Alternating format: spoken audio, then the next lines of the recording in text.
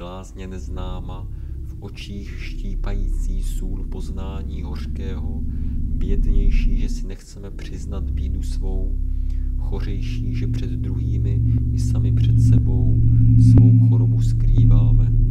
Z blabožského, nehledajíce už v katedrále pobořené, lidství svého, vyvráceného do kořene.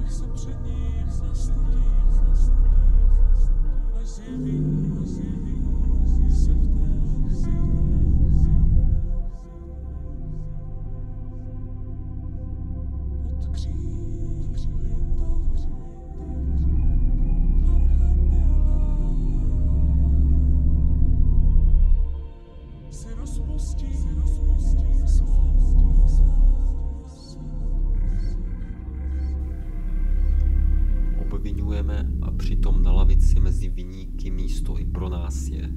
Žalující trestáme, ale že nevinných nikde není, tvrdostí trestu všichni jsou postiženi.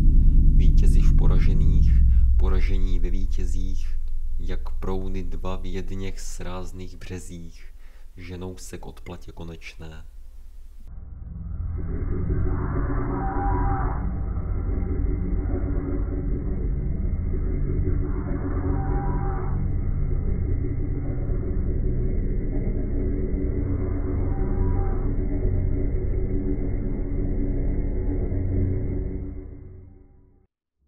Jak dříví do lesa nosíme smrt do království smrti, místo abychom se rozpomněli před travou rašící zdrti našich Babylonů.